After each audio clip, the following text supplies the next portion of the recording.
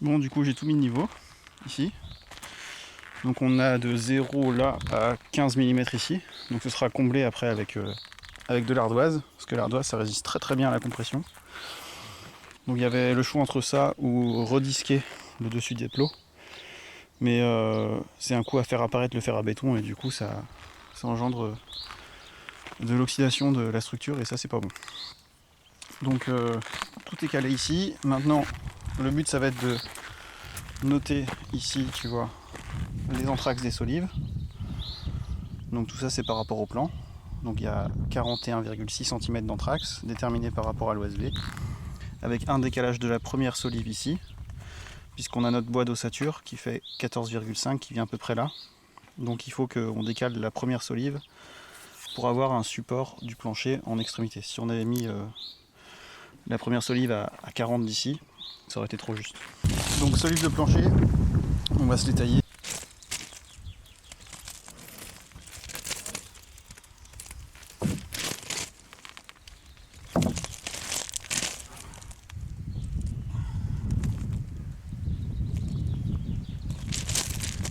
Ah mais elles sont toutes droites, bonheur ça.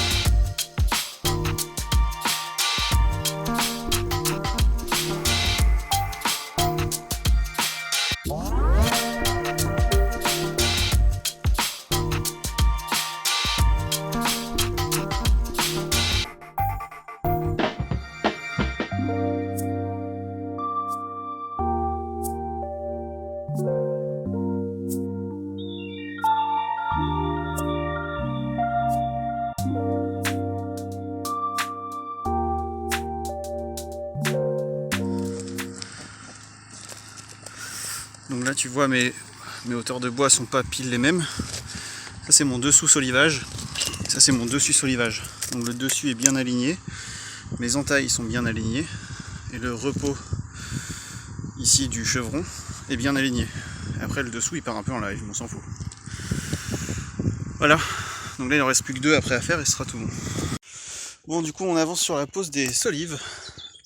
Donc tu vois, on a ici, on est en retrait en hauteur de 5000 parce que l'ossature, donc la lisse d'ancrage ici, elle est posée là et je veux surtout pas qu'elle pose sur les solives, que les solives ne portent que le plancher. Donc il y a le retrait de 5000 et ici on a 15,5 cm pour des lisses d'ancrage de 14,5. Donc c'est pareil, c'est dissocié ici aussi. Là ça a été posé en extrémité la lisse d'ancrage, donc qui vient recouvrir la jonction ici de la structure porteuse. Et après du coup l'autre lisse d'ancrage partira là-bas. Juste pour montrer qu'on est parti du coup des extrémités là et là, pour vérifier qu'on était bon partout avec les solives. Et on en a mis une au milieu. Et celle du milieu on l'a vissée par le bout. Pour resserrer en fait l'éventuel flambement. Et là on avait 9 mm à peu près. Au milieu qui se resserrait. Donc c'était important de prendre ça en compte. Et ici après c'est vissé par dessus. Là. Donc tu peux te dire qu'il y a beaucoup de bois d'enlever. Mais structurellement, ça tient largement pour le solivage, il n'y a pas de problème. Hop. Ah, celle-là, elle est, le cœur il traverse, donc qu'on le met dans un sens ou dans l'autre.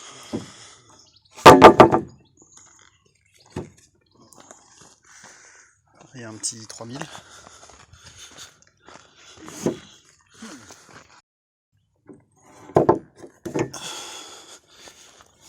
La petite technique pour les bois récalcitrants, tu viens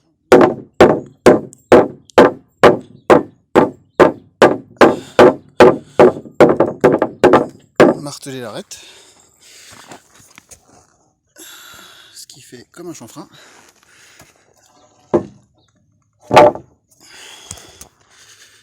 Et normalement,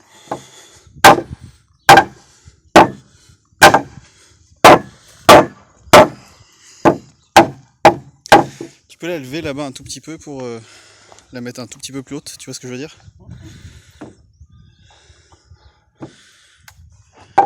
T'es bien là?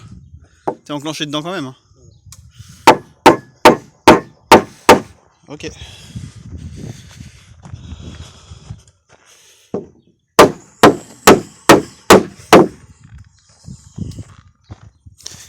Hop.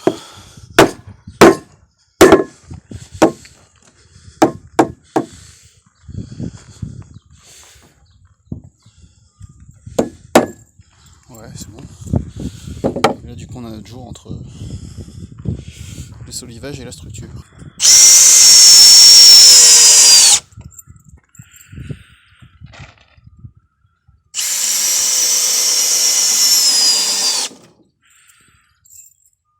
Bon là du coup on est entre chaque solive, donc on est à peu près à 42 d'anthrax. Voilà, fin de première journée. Du coup tu vois ça a bien torché quand même.